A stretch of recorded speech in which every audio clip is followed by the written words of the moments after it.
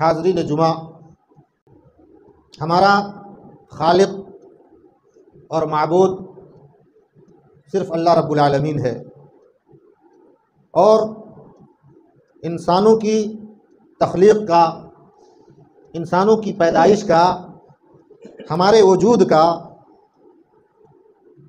اصل مقصد یہ ہے کہ ہم صرف اللہ کی عبادت و بندگی کریں، جیسا کہ جو آیت میں نے آپ کے سامنے پڑھی، وما خلقت الجن والانس الا لیعبدون، کہ انسان اور جنات کی پیدائش کا مقصد صرف اور صرف یہ ہے کہ وہ اللہ کی عبادت و بندگی کریں۔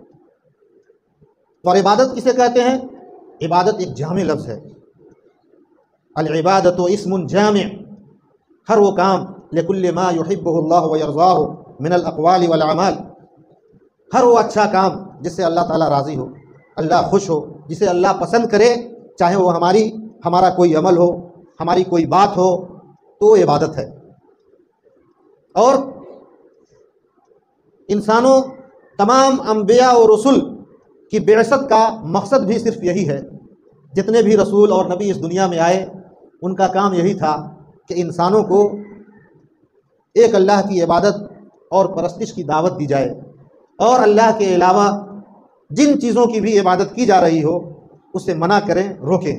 تمام انبیاء علیہم الصلاۃ والسلام کی بعثت کا بنیادی مقصد یہی تھا، اور اللہ کے نبی صلی اللہ علیہ وسلم نے بھی سب سے آخری نبی اور رسول کی حیثیت سے اس دنیا میں تشریف لائے، بھیجے گئے، اور آپ صلی اللہ علیہ وسلم نے بھی انسانوں کو خالص اللہ کی عبادت اور بندگی کی دعوت دی۔ جن لوگوں نے آپ کی دعوت کو قبول کیا، آپ پر ایمان لائے، آپ کی تصدیق کی اور آپ کی باتوں کو مان کر اپنا لیا، وہ اللہ کے مطیع و فرمانبردار بندے بن گئے، وہ مومن اور مسلمان ہو گئے۔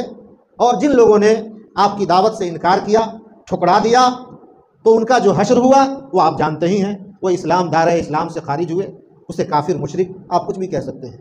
تو میرے بھائیوں، لیکن میں نے یہ عرض کیا کہ انسان کی خلقت، پیدائش کا مقصد، بنیادی مقصد یہ ہے کہ اللہ کی عبادت اور بندگی کرے۔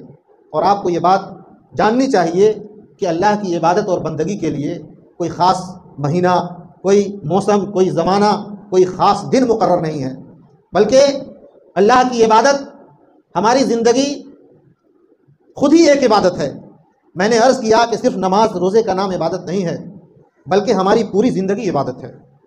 ایک شاعر نے کہا کہ محو تسبیح تو سب ہیں مگر ادراک کہاں، زندگی خود ہی عبادت ہے مگر ہوش نہیں۔ ہم اپنی پوری زندگی کو عبادت بنا سکتے ہیں، اور ہماری زندگی عبادت کیسے بن سکتی ہے؟ ہم اللہ کی اطاعت و فرمانبرداری، اللہ اور اس کے رسول کی تعلیمات کی روشنی میں، ان کے احکامات کی روشنی میں، اللہ کو راضی کرنے والے اعمال کو انجام دے کر ہم اپنی پوری زندگی کو عبادت بنا سکتے ہیں۔ میرے بھائیوں، میں نے یہ بتایا کہ عبادت کسی خاص موسم یا دن کا نام نہیں ہے، اور بلکہ اللہ کی عبادت جب سن بلوغ سے لے کر زندگی کی آخری سانس تک، آخری لمحے تک اللہ کی عبادت و بندگی کرنا ہے۔ جیسا کہ اللہ تعالیٰ نے قرآن مجید کے اندر فرمایا، فسبح بحمد ربک وکن من الساجدین واعبد ربک حتی یأتیک الیقین، اپنے رب کی حمد و ثنا کے ساتھ ساتھ اس کی بڑائی، پاکی، تسبیح بیان کیجئے اے محمد صلی اللہ علیہ وسلم، واعبد ربک حتی یأتیک الیقین، اور اس کی عبادت کرتے رہیے یہاں تک کہ آپ کو موت آ جائے۔ یعنی زندگی کی آخری سانس اور آخری لمحات تک اللہ کی عبادت اور بندگی کا ہمیں حکم دیا گیا ہے۔ لیکن میرے بھائیوں، اللہ کی عبادت اور بندگی کا طریقہ بھی اللہ کے نبی صلی اللہ علیہ وسلم نے بتا دیا ہے۔ اللہ کون سا کام کس وقت میں اور کس طریقے سے انجام دینا ہے۔ اللہ کے نبی صلی اللہ علیہ وسلم نے، اسلام ایک ایسا مذہب ہے میرے بھائیوں کہ زندگی کے چھوٹے سے چھوٹے اور بڑے سے بڑے تمام مسائل کو بالکل واضح طور پر بیان کر دیا گیا ہے، اور انسان کی نجات کے لیے وہی تعلیمات جو قرآن اور حدیث کی شکل میں ہمارے درمیان موجود ہے، اپنے انسان ان کو اپنا کر ان تعلیمات کو اپنی زندگی میں لاگو اور نافذ کر کے وہ کامیابی اور کامرانی سے ہمکنار ہو سکتا ہے۔ اللہ تعالیٰ کی کتاب قرآن مجید اور جناب محمد الرسول اللہ صلی اللہ علیہ وسلم کی تعلیمات جو احادیث کے ذخیرے میں موجود ہے، اگر مسلمان صرف انہی دونوں چیزوں کی طرف دھیان دے، ان پر عمل کرے، تو میرے بھائیوں کوئی انسان گمراہ نہیں ہو سکتا۔ اور اللہ کے نبی صلی اللہ علیہ وسلم نے بھی اسی بات پہ حجۃ الوداع کے موقع پر اللہ کے نبی صلی اللہ علیہ وسلم نے اسی بات کی تاکید فرمائی تھی کہ ترکتو لوگو، میں تمہارے درمیان دو چیزیں چھوڑے جا رہا ہوں کہ جب تک تم ان دونوں چیزوں کو اپناؤ گے، ترکت فیکم امرین لن تضلوا ما تمسکتم بہما کتاب اللہ و سنتی، تمہارے درمیان دو چیزیں چھوڑے جا رہا ہوں، جب تک تم ان دونوں چیزوں کو اپناؤ گے تم ہرگز گمراہ نہیں ہو سکتے۔ ایک اللہ کی کتاب قرآن مجید، اور دوسری چیز میری سنت، میرا اسوہ، میرا طریقہ۔ اللہ کے نبی صلی اللہ علیہ وسلم کے فرمان کا صاف اور سیدھا مطلب یہی ہے کہ اے لوگوں، یہی دو چیزیں ہیں جن سے میرے بعد تمہیں ہدایت مل سکتی ہے اور تم ان سے ہدایت حاصل کر سکتے ہو، اور یہی دو چیزیں اللہ کی کتاب اور میری سنت، میرا نمونہ، میرا اسوہ، یہی دو چیزیں تمہارے لیے ضروری بھی ہیں اور کافی بھی ہیں۔ یعنی اللہ کی کتاب کے بعد کسی اور کتاب سے تمہیں ہدایت نہیں مل سکتی، اور نہ میرے طریقے کے علاوہ کوئی اور طریقہ تمہیں جہنم سے بچا سکتا ہے۔ میں نے تم کو عرب و عجم کی بادشاہت کا یقین دلایا تھا تو انہی دونوں چیزوں کی بدولت تھا۔ اب تم ان دونوں چیزوں کو چھوڑ کر تمہارا کوئی بھی کام، تمہاری کوئی بھی بات، تمہارا کوئی بھی مشورہ، تمہارے باپ دادا کا کوئی بھی طریقہ، تمہاری کوئی بھی تعلیم اگر تمہارے خیال کے مطابق تمہارے لیے ہدایت کا ذریعہ بن سکتی ہے تو یاد رکھو تمہیں گمراہ ہونے سے کوئی نہیں بچا سکتا۔ میرے بھائیو، آج ہم نے مسلمانوں نے کتاب و سنت کی تعلیمات سے انحراف کیا اور کتاب و سنت کی صحیح تعلیمات کو چھوڑ کر کے غلط باتیں اور روایات، رسم و رواج کے مطابق اپنی زندگی گزارنے لگے، رسم و رواج کو عبادت سمجھ کر انجام دینے لگے۔ تو میرے بھائیو، آج اس امت کا کیا حال ہے عالمی سطح پر، ملکی سطح پر، آپ سمجھ سکتے ہیں، آپ سمجھ رہے ہیں، دیکھ رہے ہیں۔ تو مسلمان میرے بھائیو، یہ اسلامی سال کا ایک مہینہ، یہ شعبان المعظم کا مہینہ بھی ہے جس سے ہم اور آپ گزر رہے ہیں۔ ماہ شعبان، اللہ کے نبی صلی اللہ علیہ وسلم کا معمول یہ تھا، جیسا کہ صحیح حدیث سے جو بات معلوم ہوتی ہے کہ اللہ کے نبی صلی اللہ علیہ وسلم ماہ رمضان کے بعد جس مہینے کا سب سے زیادہ روزہ رکھتے تھے پے در پے لگاتار، وہ شعبان المعظم کے مہینے کا روزہ تھا۔ جیسا کہ ام المومنین حضرت ام سلمہ رضی اللہ تعالی عنہ فرماتی ہیں کہ ما رأیت النبی صلی اللہ علیہ وسلم یصوم شہرین متتابعین الا شعبان و رمضان۔ ام سلمہ فرماتی ہے کہ میں نے نبی کریم صلی اللہ علیہ وسلم کو لگاتار 2 مہینے پے در پے روزہ رکھتے ہوئے سوائے شعبان اور رمضان کے نہیں دیکھا۔ تو ماہ شعبان میں، لیکن ایک حدیث سے یہ بھی بات معلوم ہوتی ہے کہ اذا بقی نصف شعبان فلا تصوموا، جب شعبان کا نصف حصہ گزر جائے تو روزہ نہ رکھو۔ کیوں؟ شعبان کا روزہ نفلی روزہ ہے، اور شعبان کے بعد جو رمضان کا مہینہ شروع ہوتا ہے اس کا روزہ فرض ہوتا ہے، فرض ہے۔ اسی لیے کہا گیا کہ اگر پے در پے تم شعبان کا روزہ رکھو گے تو اس کی وجہ سے رمضان کا جو روزہ فرض ہے اس کا حق ادا نہ ہو پائے گا، تم کمزور ہو جاؤ گے۔ تو اللہ کے نبی صلی اللہ علیہ وسلم سے یہ بات صحیح حدیث سے یہ ثابت ہے کہ اللہ کے نبی صلی اللہ علیہ وسلم اس مہینے میں آپ لگاتار مسلسل آپ روزہ رکھتے تھے، لیکن عبادت کے لیے کوئی خاص دن متعین نہیں ہے۔ اس مہینے کی کسی خاص تاریخ کو اللہ کے نبی صلی اللہ علیہ وسلم نے روزہ رکھا اور اس کا حکم دیا، اس کا کوئی صحیح ثبوت نہیں ہے۔ میرے بھائیو، ماہ شعبان کے تعلق سے بڑی غلط فہمیاں پائی جاتی ہیں اور بہت سی ضعیف اور موضوع احادیث موجود ہیں جن پر آج مسلمانوں کا ایک بہت بڑا طبقہ اس کو اپنا کر راہ راست سے، سیدھے راستے سے وہ بھٹک گیا ہے، اور آج ہم اور آپ دیکھ بھی رہے ہیں۔ اس مہینے کی جو اہمیت ہے یا اس کی جو فضیلت ہے وہ صرف اور صرف یہی ہے جو میں نے آپ کو بتایا کہ اس مہینے میں آدمی چاہے جتنے روزے رکھنا چاہے رکھ لے، اور اس سے زیادہ اس کی کوئی اہمیت نہیں ہے۔ اس مہینے کی کسی خاص تاریخ کو مقرر کر کے 15ویں تاریخ کو روزہ رکھنا اور رت جگہ کرنا، شب قدر کی طرح سے راتوں میں عبادت کرنا، اس کا کوئی صحیح ثبوت حدیث کے اندر موجود نہیں ہے میرے بھائیوں۔ لیکن آج بہت افسوس کا مقام ہے کہ آج امت مسلمہ صحیح شاہراہ کتاب و سنت کی تعلیمات سے دور ہو کر کے غلط رسم و رواج کو اپنا رہی ہے میرے بھائیوں۔ اسی طریقے سے آج مسلمانوں کا ایک بہت بڑا طبقہ بدعات و خرافات میں مبتلا ہو کر اپنے عقیدے کو، اپنے ایمان کو خراب کرتا جا رہا ہے۔ ماہ شعبان کے موسم میں خاص طور سے مسلمان قبرستان کی زیارت کرتے ہیں، وہاں جا کر کے جو کچھ کرتے ہیں آپ خود جانتے ہیں۔ حالانکہ اللہ کے نبی صلی اللہ علیہ وسلم نے قبرستان کی زیارت کا حکم دیا ہے، کیوں؟ اس لیے تاکہ موت یاد آئے، آدمی ڈرے، اس لیے قبرستان کی زیارت مسنون ہے، اس کا حکم ہے، لیکن اس کے لیے بھی کوئی خاص دن، کوئی خاص رات متعین نہیں ہے۔ اور یہ تصور کہ وہاں جا کر کے مسلمان آج اس شب برات کے مناسبت سے اس موقع پر کیا کیا نہیں کرتے میرے بھائیوں، ایسے کام انجام دے رہے ہیں جو سر بدعت اور شرک کے زمرے میں آتا ہے۔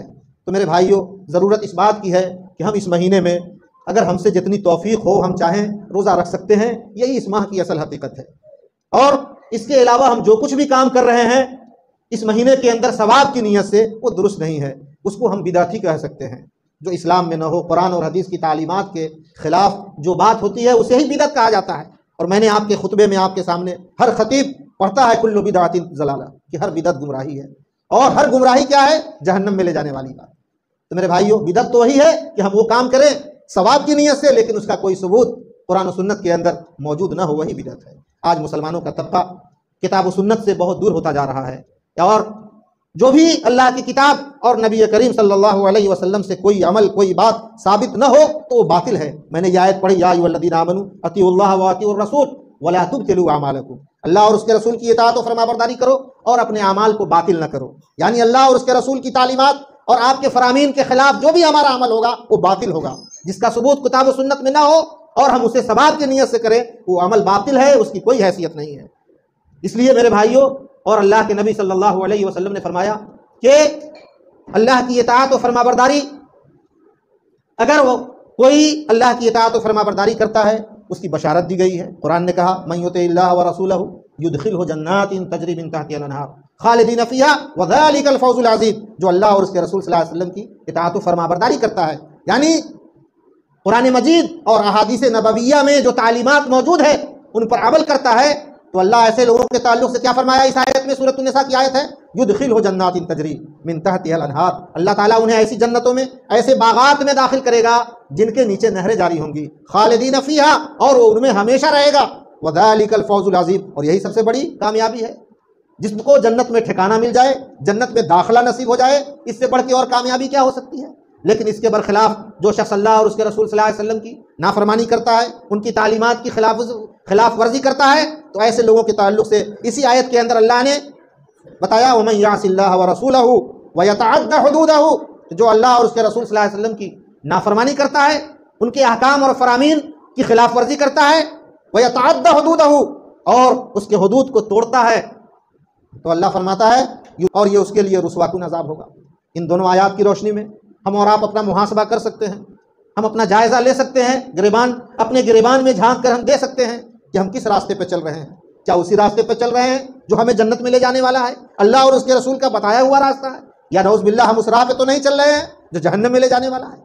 اب سوال ہے کہ اللہ کی اطاعت، رسول کی اطاعت، اللہ کی اطاعت کا کیا طریقہ ہے؟ اللہ کی اطاعت ہم کیسے کریں گے؟ اللہ کی کتاب قرآن مجید، جسے اللہ تعالیٰ نے جناب محمد الرسول اللہ صلی اللہ علیہ وسلم کے قلب مطہر پہ نازل کیا، ہم اپنی زندگی قرآن مجید کو پڑھنے، پڑھانے، سیکھنے، سکھانے اور اس قرآن کو ہم اپنی زندگی کا دستور بنا لیں، یہ اللہ کی اطاعت ہوگی۔ اور اسی طریقے سے رسول کی اطاعت کیسے ہوگی؟ نبی کریم صلی اللہ علیہ وسلم نے جو احادیث ہیں ان احادیث مبارکہ کو پڑھیں اور اس کو سمجھنے کی کوشش کریں۔ پڑھنا نہیں جانتے ہیں علماء جو صحیح احادیث کی روشنی میں جو باتیں بتاتے ہیں ہم ان پر عمل کریں، یہ رسول صلی اللہ علیہ وسلم کی اطاعت ہے۔ اور آپ کو معلوم ہے رسول کی اطاعت اللہ ہی کی اطاعت ہے۔ قرآن کہتا ہے من یطع الرسول فقد اطاع اللہ، جو شخص رسول کی اطاعت کرتا ہے وہ اللہ کی عبادت کرتا ہے، وہ اللہ کی اطاعت کرتا ہے۔ کیوں؟ اس لیے کہ اللہ ہی نے آپ کو رسول بنا کر بھیجا، اللہ تعالیٰ نے آپ صلی اللہ علیہ وسلم کو ہمارے لیے آئیڈیل اور نمونہ بنا کے بھیجا۔ قرآن کہتا ہے لقد کان لکم فی رسول اللہ اسوۃ حسنہ، اللہ کے رسول صلی اللہ علیہ وسلم کی زندگی میں تمہارے لیے بہتر نمونہ اور آئیڈیل موجود ہے۔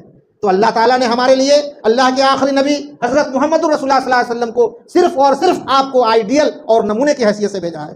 اور اسی طریقے سے نبی کریم صلی اللہ علیہ وسلم کے ساتھ ساتھ اللہ کے نبی صلی اللہ علیہ وسلم کے وہ مومنین، وہ صحابہ کرام رضوان اللہ علیہم اجمعین جنہوں نے آپ پر ایمان لایا اور آپ صلی اللہ علیہ وسلم کی صحبت، رفاقت اور آپ کا ساتھ نصیب ہوا، جنہوں نے آپ صلی اللہ علیہ وسلم کی زبان مبارک سے وحی کے کلمات جو حضرت جبرائیل علیہ السلام اللہ کے رسول صلی اللہ علیہ وسلم پر لے کر آتے تھے انہیں سننے کا اور انہیں بیان کرنے کا شرف حاصل ہوا۔ صحابہ کرام رضی اللہ عنہم اجمعین وہ بھی ہمارے لیے آئیڈیل اور نمونہ ہے۔ قرآن ان کے تعلق سے کہتا ہے فَإِنْ آمَنُوا بِمِثْلِ مَا آمَنْتُمْ بِهِ فَقَدْ اهْتَدَوْا، اے صحابہ اگر یہ لوگ بھی اسی طرح ایمان لائیں جس طرح تم ایمان لائے ہو تو یہ ہدایت یافتہ ہو جائیں۔ وَإِنْ تَوَلَّوْا، اور اگر یہ آپ کی نہ مانیں، مخالفت پہ تل جائیں، تو سمجھ جائیے کہ یہ آپ کی مخالفت کرنے والے ہیں۔ وہ صحابہ کرام جن کا راستہ چھوڑ کر دوسرا راستہ اختیار کرنے پر اللہ نے جہنم کی وعید سنائی ہے۔ سورۃ النساء کی آیت ہے ومن يشاقق الرسول من بعد ما تبين له الهدى ويتبع غير سبيل المؤمنين نوله ما تولى ونصله جہنم وساءت مصيرا. ہدایت کا راستہ، حق کی راہ معلوم ہو جانے کے بعد، واضح ہو جانے کے بعد جو شخص رسول کی مخالفت کرتا ہے، وَيَتَّبِعْ غَيْرَ سَبِيلِ الْمُؤْمِنِينَ، اور مومنوں کی راہ چھوڑ کر، مومنوں کا راستہ چھوڑ کر کسی اور راستے کو اختیار کرتا ہے، وَيَتَّبِعْ غَيْرَ سَبِيلِ الْمُؤْمِنِينَ، یہاں مومنوں کے راستے سے مراد صحابہ کرام کا راستہ ہے. کیوں؟ اس لیے کہ جس وقت قرآن نازل ہو رہا تھا وہی مسلمان اور مومن تھے، تو قرآن نے کہا وَيَتَّبِعْ غَيْرَ سَبِيلِ الْمُؤْمِنِينَ، مومنوں کی راہ چھوڑ کر دوسرے راستے کو اختیار کرے، نُوَلِّهِ مَا تَوَلَّى، تو اللہ کہتا ہے کہ ہم بھی اسے ادھر ہی چلنے دیں گے جس پہ وہ چلنا چاہتا ہے، وَنُصْلِهِ جہنم، لیکن ہم قیامت کے دن اسے جہنم میں داخل کریں گے جو بہت ہی بری چیز ہے. تو میرے بھائیوں، کہنے کا مطلب یہ ہے کہ مسلمانوں کو اپنی زندگی میں اپنے تمام معاملات، تمام مسائل، خواہ ہو عبادات سے تعلق رکھتا ہو، معاملات سے تعلق رکھتا ہو، قرآن و حدیث کی روشنی میں ہی اسے حل کرنے کی کوشش کرنی چاہیے. اور اسی کا حکم اللہ تعالیٰ نے دیا ہے. اگر کسی بھی بات میں، کسی بھی مسئلے میں نزاع ہو جائے، جھگڑا ہو جائے، اختلاف ہو جائے، تو ایسی صورت میں بھی اللہ تعالیٰ نے ہمیں قرآن و حدیث کی روشنی میں ہی اپنے اختلافات اور اپنے معاملات کو، مسائل کو حل کرنے کا حکم دیا. قرآن کہتا ہے فَإِن تَنَازَعْتُمْ فِي شَيْءٍ فَرُدُّوهُ إِلَى اللَّهِ وَالرَّسُولِ، اگر کسی بھی چیز میں، کسی بھی امر میں، کسی بھی بات میں، کسی بھی مسئلے میں اختلاف ہو جائے تو تم اسے کیا کرو؟ فَرُدُّوهُ إِلَى اللَّهِ وَالرَّسُولِ، اللہ اور اس کے رسول کی طرف پلٹو اور اپنے اختلافات کا حل کر لو. یہی. اور پھر اللہ کے نبی صلی اللہ علیہ وسلم نے کیا فرمایا؟ اوصیکم بتقوی اللہ، اے لوگو میں تمہیں اللہ سے ڈرنے کا، اوصیکم بتقوی اللہ والسمع والطاعہ، میں تمہیں اللہ سے ڈرنے کا، بات سننے کا، اطاعت و فرما برداری کرنے کا میں تاکیدی حکم دیتا ہوں. وَإِنْ عَبْدًا حَبْشِيًّا، اگرچہ وہ حبشی غلامی کیوں نہ ہو. اگر تمہارا امام، اگر کوئی ایک حبشی معمولی امام ہے تو تم اس کی بات مانو. اور آپ نے کیا فرمایا؟ فَإِنَّهُ مَن يَعِشْ مِنْكُمْ بَعْدِي فَسَيَرَىٰ اخْتِلَافًا كَثِيرًا، اللہ کے نبی نے کیا فرمایا کہ جو شخص، تم میں سے جو شخص میرے بعد زندہ رہے گا وہ بہت زیادہ امت کے اندر اختلاف دیکھے گا. فَعَلَيْكُمْ، تو اللہ کے نبی نے کیا فرمایا؟ ایسے دور میں، ایسے اختلافات کے زمانے میں تم کیا کرنا؟ اللہ کے نبی نے کیا حکم دیا؟ فَعَلَيْكُمْ بِسُنَّتِي، کہ تم میرے طریقے کو لازم پکڑنا، وَسُنَّتِ الْخُلَفَاءِ الرَّاشِدِينَ الْمَهْدِيِّينَ مِن بَعْدِي، اور میرے ان خلفاء جو ہدایت یافتہ اور نیکوکار تھے ان کے طریقے کو لازم پکڑنا. من بعدی، اور انہیں کیا کرنا؟ فَعَضُّوا عَلَيْهَا بِالنَّوَاجِذ، انہیں مضبوطی سے پکڑے رہنا، اپنے ہاتھوں سے نہ چھوڑنا، جانے نہ دینا. وَتَمَسَّكُوا بِهَا، عَضُّوا عَلَيْهَا بِالنَّوَاجِذ، اور یاد رکھو وَإِيَّاكُمْ وَمُحْدَثَاتِ الْأُمُورِ، اور اللہ کے نبی نے کیا فرمایا کہ دین کے اندر نئے نئے کام، نئی نئی باتیں، نئے نئے طریقے ایجاد کرنے سے بچنا. کیوں؟ فَإِنَّ كُلَّ مُحْدَثَةٍ بِدْعَةٍ، کیونکہ ہر نئی بات، ہر نیا کام، ہر وہ چیز جو اللہ کی کتاب اور نبی کریم صلی اللہ علیہ وسلم کی تعلیمات میں نہیں ہے تو وہ بدعت ہے. وَكُلُّ بِدْعَةٍ ضَلَالَةٍ، اور یاد رکھو ہر نئی بات جسے تم ثواب کی نیت سے کرو وہ بدعت ہے جس کا ثبوت قرآن میں نہ ہو. اور ہر بدعت کیا ہے؟ گمراہی ہے. اور ہر گمراہی کیا ہے؟ جہنم میں لے جانے والی ہے. ہم اللہ تعالیٰ سے دعا کرتے ہیں کہ اللہ تعالیٰ ہم تمام لوگوں کو صحیح سمجھ بوجھ کی توفیق عطا فرمائے، خالص کتاب و سنت کی روشنی میں ہمیں اپنی زندگی گزارنے کی توفیق دے. بدعات و خرافات سے اللہ تعالیٰ ہمیں اور تمام مسلمانوں کو محفوظ رکھے. آمین.